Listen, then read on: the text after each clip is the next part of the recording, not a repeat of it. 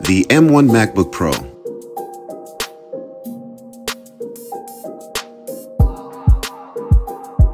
The M1 is Apple's first chip that they've created in-house since their use of Intel's chips they've been partnered with since 2016. There's a special thing about Apple's Silicon Macs. Many companies like to say that they have the best this or they have the best that compared to Apple. But let's stop and think about that for a second. Compared to Apple. Compared to Apple. That within itself shows that Apple is indeed sort of the benchmark, if you will. There's a keen reason why Apple is the most popular tech company people really go with for the most part. Apple focuses on what matters the most, the people and the experiences.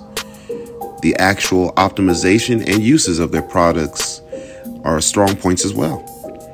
The M1 MacBook Pro was released on November 17th of 2020 and starts out at $1,299 and $999 for the M1 MacBook Air version.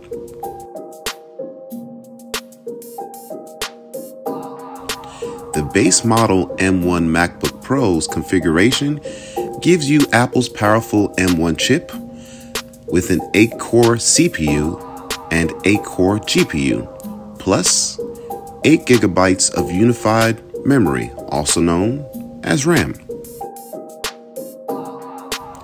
You also get 256 gigabytes of storage to start as well. I personally went with the M1 MacBook Pro, but with 16 gigabytes of upgraded RAM for the various workloads I use on the MacBook Pro platform, and I'll be highlighting those key differences in another video. If you haven't done so already, make sure you hit that subscribe button right below this video or to the side, depending on what you're watching it on. And make sure you hit that little bell icon next to the subscribe button, and make sure you tap all so you get the latest and greatest videos from Frantz here at Level Gorilla.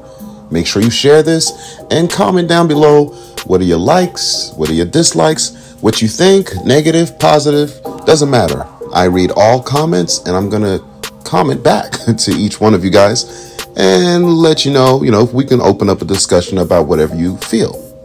So feel free to like, subscribe, share, whatever you feel like doing. I will say this, the upgrade is a significant one to say the least. I mean, it's fast. How fast, you may ask? Well, stay tuned for the next couple of videos and I'll kind of highlight and show the actual real-time speed differences between the two Macs. The M1 MacBook Pro that I have now with the 16 gigabytes of RAM, and the other model you'll see in this video here. It's a 2013 MacBook Pro with the i5 Intel chip.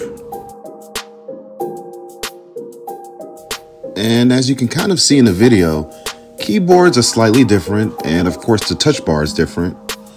And if you can notice at the top right here, the M1 MacBook Pro is quite a bit smaller actually in size overall than the previous model that I'm opening up right here, the Intel 5 2013 model MacBook Pro. Also, there's no backlight on the new M1 MacBook Pro, just like the model beforehand, the 2020 model and the 2019 model. They did away with that for a sleek mirror finish of the Apple logo.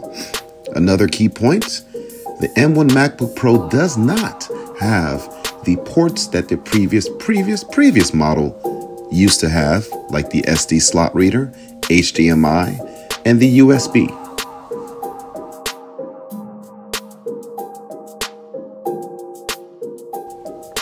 The M1 MacBook Pro now only has 2 dedicated USB-C ports M1 headphone jack. Those are the only ports currently available in the 2020 M1 MacBook Pro. Though the new M1 MacBook Pro is smaller, it is still quite a bit faster and quite a bit sleek. More sleek, if you will. This is Frantz with Level Gorilla. Stay tuned. Make sure you like, subscribe, and share this video just to kind of show you a quick unboxing and brief explanation of the M1 MacBook Pro and a kind of comparison between the previous model, previous model, if you will. Stay tuned.